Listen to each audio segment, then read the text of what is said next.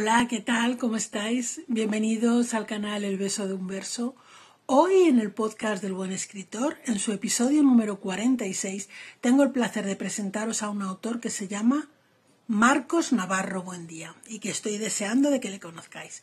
Así que venga, no me demoro más. ¡Empezamos!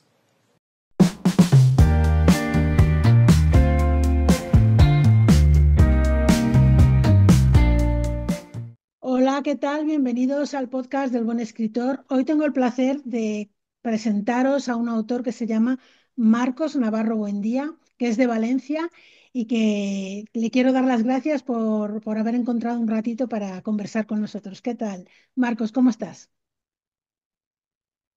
Hola, muy buenas. Pues nada, aquí estoy encantado de que me hayas invitado a este pequeño espacio dedicado a la literatura. O Gracias. grande. Muchas gracias a ti. Mira, me gustaría empezar que nos hablases un poquito de ti, lo que nos quieras contar y cómo fueron tus inicios como escritor. Pues nada, yo, como tantos otros, supongo, empecé enviando mis pequeños relatos a escritores en cadena de la cadena SER. Esa fue una pequeña experiencia, ¿no? También en la Escuela Oficial de Idiomas solía participar en algunos eventos que dedicaban a la literatura, sobre todo lo hacían en Navidades, y yo me solía presentar. Ajá, Pero básicamente el amor por la escritura nació a partir del amor por mis hijas, del hecho de cierta tradición oral que fui capaz de ir recopilando de mi familia, que no se perdiese y que ya, ellas realmente tuviesen eso como legado en su vida. qué bueno. Y dices que mandabas a la cadena SER que había como si fuera que daban premios o algo, o solamente se leían. Sí, bueno, hace ya un tiempo que no tengo oportunidad de seguirlo, pero antes era el tema de que te daban el final de una frase y, o sea, el final el final de un relato tenía que servir como base del inicio del relato siguiente, ¿no? O Ah, daban un experto en literatura, daba una frase y a partir de esa frase tú tienes que elaborar un microrelato, ¿no? qué Y la bueno. verdad que era un método creativo bastante interesante. Claro, pues no lo había oído nunca de la cadena SER ni nada, no había oído nada de eso. Muy Sí, lo bien, hacían en la Marcos. ventana de Francino hace ya... Ah, Ujú. ajá. ¿Y qué te inspira a la hora de escribir? A ver, a mí lo que más me inspira pues es lo que acabo de comentar hace un momento, el amor que siento por mis hijas, ¿no? Al final, el transmitir los sentimientos humanos, el dejarles un legado, una visión, ¿no? De lo que ha sido el mundo y de cómo son la vida real, ¿no? Que la vida Claro, real no es algo que aparezca en Instagram, ni en un móvil, ni en ningún otro sitio, ¿no? Entonces, claro, ellas creo que tuvieron suerte porque excepcionalmente ellas llegaron a conocer en vida tres bisabuelas, ¿no? Es algo realmente único, ¿no? Y el tema está en que las llegaron a conocer, pero no de manera residual, sino que realmente tuvo impacto en sus vidas, porque los abrazos que estas mujeres les dieron, las caricias, los besos, las historias claro, que les contaban, realmente calaban en ellas, porque llegaron a vivir el tiempo suficiente como para que ellas realmente se dieran cuenta de su existencia, ¿no? claro. Entonces, el amor fue lo que hizo que yo, la historia de estas tres mujeres, las quisiera dejar palpables en libros. Y entonces, mi intención es dejar un libro escrito por cada una de ellas. Los dos primeros los tengo ya publicados y en el futuro determinará, ¿no? Cómo, cómo saldrán el resto. Claro que sí. ¿Y a la hora de ponerte a escribir, tienes alguna rutina o tú escribes en cualquier parte? A ver, a mí me influye muchísimo la música. Tengo un amigo que es músico que gracias a él me atreví a salir de mi zona de confort y de sacar estos libros que no iban a salir del ámbito privado, sacarlos al público, que el público tuviese la oportunidad de verlos, de acariciarlos, ¿no? Y de sentirlos, ¿no? Y puedo escribir ahí, a mí la naturaleza me causa gran impacto y normalmente si estoy cerca de una ventana procuro tener visión del exterior, ¿no? Sobre todo de montañas, de árboles y la música. La música me influye muchísimo. Ahora soy capaz de escribir en cualquier sitio, siempre y cuando pueda tener acceso a música. Claro, o sea que te gusta siempre estar con algo de música. Muy bien, ¿y con Sí, qué ambiental, género, música ambiental, sí. con qué género te sientes más identificado? Yo suelo escribir narrativa, normalmente novela que podría considerarse histórica, aunque realmente está en plena actualidad, ¿no? Las bisabuelas fueron las personas que nos permiten narrar la vida no solo familiar, sino de la historia de ciertas partes de España entre 1920 y la actualidad, ¿no? Claro, Y es curioso cómo ciertos acontecimientos que ellas vivieron en los años 30 del siglo pasado, pues en cierta manera se repite el patrón, ¿no? De cierta manera un poco preocupante en ciertos aspectos, ¿no? Pero realmente resulta curioso cómo la historia se repite, ¿no? Entonces, acercarse a los libros que yo escribo es un poco también como repasar no solo la vida o los patrones actuales, sino ver cómo ellas y sus coetáneos trataron de responder ante eso, ¿no? claro, En las circunstancias en las que ellas vivieron, utilizaban dos cosas que yo creo que son fundamentales y que a veces da la sensación de que escasean un poco en nuestra sociedad, ¿no? Que son la empatía y la resiliencia, ¿no? Son dos pilares fundamentales que les guiaron en su vida y que les ayudaron a ser unos supervivientes. La verdad, así es. eso es mucho, ¿no? Y luego formo parte en este proceso de buscarme a mí mismo, ¿no? De buscar la creatividad. Formo parte de un colectivo de una población cercana aquí a Valencia que se llama Mislata, que se llama el MAM, que es un movimiento de artistas en los cuales lo que hacen es que cada semana, todos los martes, nos reunimos gracias a una serie de retos que nos vamos poniendo, ¿no? El Ujú, reto que tenemos todas las semanas es escribir un cuento, un poema, un microrrelato en función de 5 palabras que nos dan al azar y nos sirven una imagen y tenemos que describir un sentimiento o algo que nos transmita esa imagen, ¿no? Ayer, por ejemplo, que fue martes, eh, nos enviaron una imagen que hablaba del universo, ¿no? Y esa imagen para mí fue tremendamente impactante, por ejemplo, ¿no? Me ayudó mucho a activar mi creatividad, pero no en el sentido de tener que escribir, sino a compartir mis sentimientos, ¿no? claro, Soy muy fan de Carl Sagan, de Cosmos, de Félix Rodríguez de la Fuente, de la naturaleza, y entonces al final lo que nos permite es explorarnos dentro de nosotros mismos para aumentar esa creatividad, ¿no? Y de ujú. compartir, al final, ¿cuál es tu esencia? Al final, cuando uno escribe a no ser que sea realmente mucha ficción, pero yo pienso que en cierta manera entregas una parte de ti a alguno de los personajes de alguna manera, ¿no? Siempre hay algo nuestro en alguno de ellos, siempre. Sí, eso es, ¿Y, eso y es. vosotros cuando escribís los martes siempre es poesía o también son relatos? Porque tú poeta no eres, Lo que poeta es tu hacemos, hermano en la familia. no, no, no, el poeta es mi hermano, mi hermano Alberto es el poeta. No, pero lo que hacemos es justamente para abarcarlo todo, el microrrelato y el cuento te permiten, me siento más cómodo porque es más narrativa, ¿no? Y el poema me ha ayudado a mejorar mi creatividad. ¿Por qué? Porque te obliga a sintetizar, que era una cosa en la que yo me sentía un poco incapaz, ¿no? Claro, Pero te ayuda a sintetizar las ideas, a enfocar mejor lo que quieres transmitir, ¿no? Entonces te claro, ayuda a escribir, te ayuda muchísimo a escribir. Y luego, sobre todo, te ayuda a empatizar con los demás, a ver otros puntos de vista acerca de cualquier tema, porque el cuento al final versa sobre un tema y el poema versa sobre un tema, y entonces eso a cada uno le inspira una cosa diferente. claro, Entonces te hace ver otros puntos de vista, ¿no? Y te ayuda a interiorizar y a mejorar, creo yo, como ser humano, claro. ¿Y luego qué hacéis? ¿Los que es leéis lo que cada ayuda uno? en la cultura. La cultura ayuda a mejorar como seres humanos. Así es. ¿Y luego qué hacéis? ¿Leéis cada uno el vuestro allí en la sesión? Sí, Ah, sí, eso es lo que hacemos. Cada uno lee la inspiración que ha tenido, ¿no?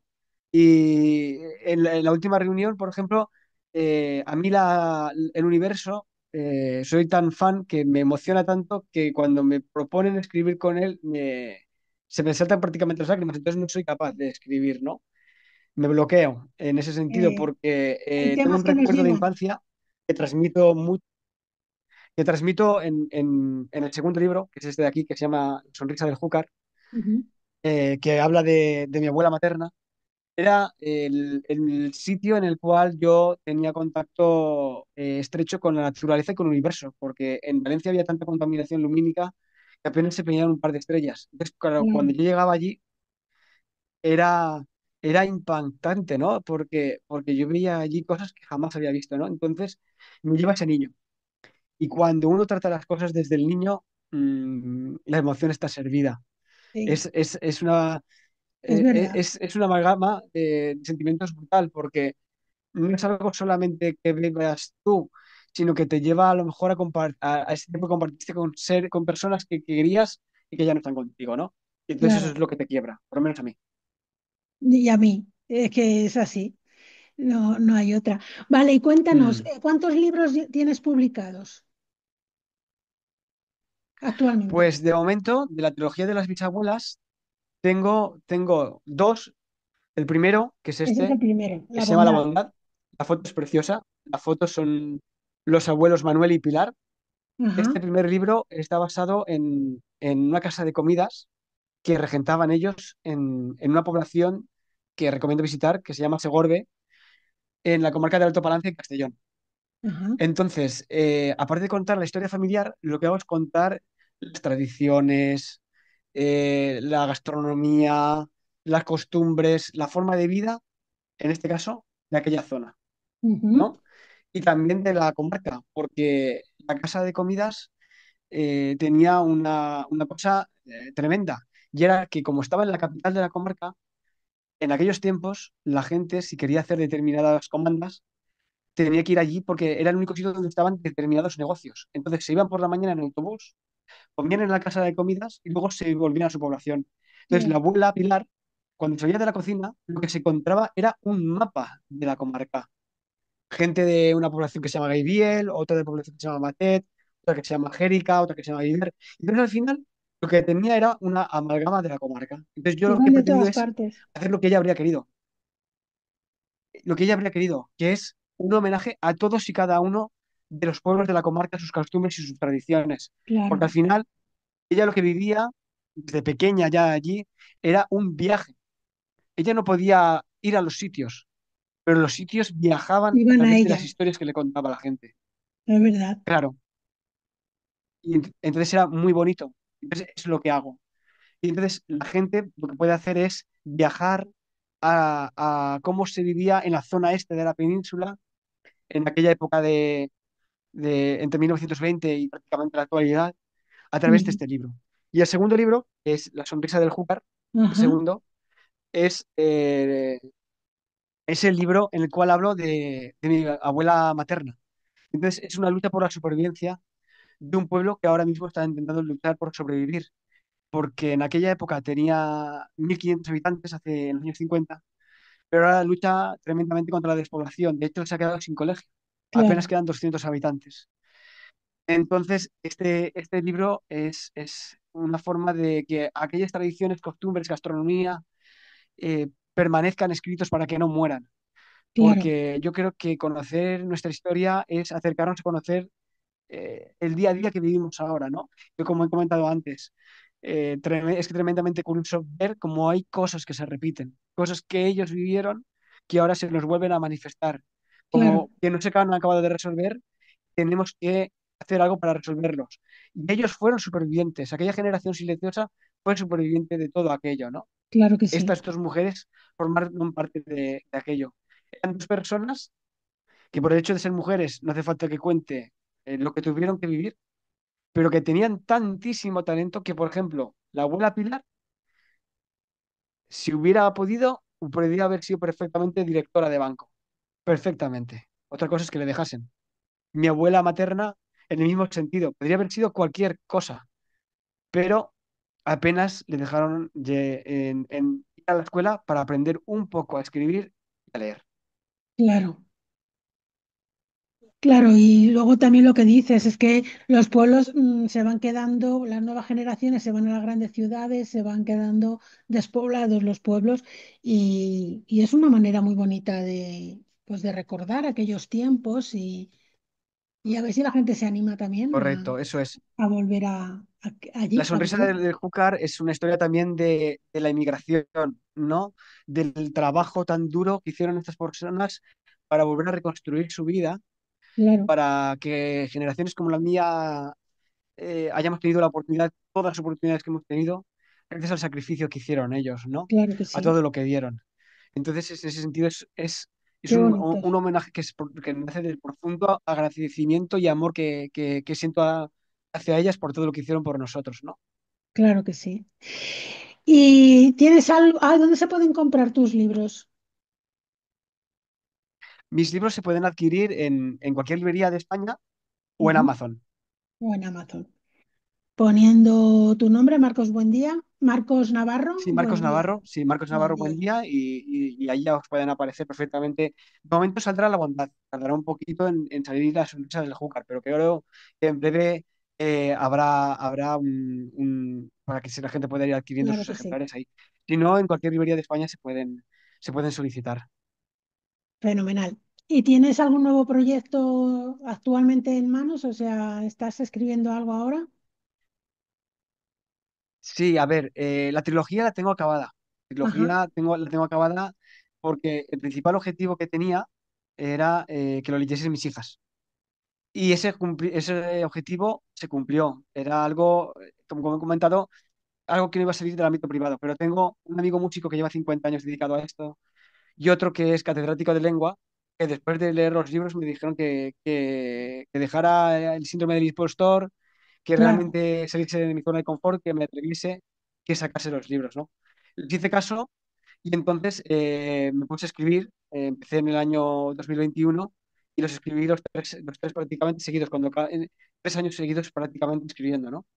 Entonces, el tercero está escrito en bruto, pero todas las cosas requieren su tiempo. Es necesaria una revisión ortotipográfica adecuada, una revisión Claro. concienzuda, ¿no? De lo que está escrito. Y luego, actualmente, al final, después de escribir estos libros, me di cuenta de que lo que estoy haciendo es abarcar desde 1920 hasta la actualidad la historia de España en diferentes puntos de la península. Con la Ujú. bondad trato el este de España. Con la sonrisa del Júcar, lo que hago es tratar la zona centro, Madrid, incluso luego ya cuando emigran a Valencia, tratar también Valencia, ¿no? Pero con el tercero, con mi abuela por parte de padre, trataría toda la zona sur, porque ellos eran andaluces, aunque Ajá, circunstancialmente mi padre nació en el Pirineo, en el Pirineo leridano, ¿no? Y lo que pasa es que tengo unos amigos maravillosos que son hermanos, que son familia, que son de Navarra. Entonces, curiosamente, el padre de ella fue maestro en el Camino de Santiago. Y entonces, con su historia, puedo contar la historia en el norte de la península, lo que es Navarra, el País Vasco, Galicia y Asturias, porque también llegaron a estar por ahí, ¿no? Entonces, ahí hago 4 puntos, ¿no? Hago como una cruz en la península. Entonces, tengo norte-sur, este-centro y me faltaría el oeste. En el oeste no conozco a nadie, pero con el tema de la creatividad, porque aunque me baso en historias reales, lo que hago es eh, unir los puntos que los abuelos me transmitían cuando yo los entrevistaba de pequeño, porque yo lo que hacía era, de pequeño, cada vez que quedaba a comer con ellos, los entrevistaba y todo eso quedaba aquí. Y ahora lo que he hecho claro, es, gracias al amor de mis hijas, tratar de plasmarlo en un papel. Lo que he hecho es, no quería contar libros de anécdotas, sino que quería contar historias con un timing, con un tiempo, ¿no? Con una sucesión de hechos, ¿no? Entonces, lo que he hecho es documentarme mucho y acerca de la época que les tocó vivir, de la zona en la que les tocó vivir y cosas que realmente ellos vivieron como noticias propias porque les tocaban de cerca, ¿no? claro. Entonces, con esa información y con lo que me contaban, he arbolado libros, ¿vale? Y entonces, lo que voy a hacer es el último, el que sería el quinto, en un futuro, que en un momento de inspiración de esto que te viene, se me ocurrió el título y la sinopsis de qué iba a ir. Me pasó subiéndome al ascensor. Tocó volver corriendo, coger un papel, escribirlo para que no se me Ya. perdiese, ¿no? Entonces, el quinto hablará acerca del oeste de la península, lo que sería Portugal y toda la zona de Ujú. Extremadura, ¿no? Pero sí, lo tengo arbolado. De hecho, puede que algún personaje ficticio, lo dejo caer, algún personaje ficticio que me ha servido para unir lo que como me contaban las abuelas, salga allí. No para Ajá. los cinco tenerlos unidos, ¿no? Al final, convertirse en cinco.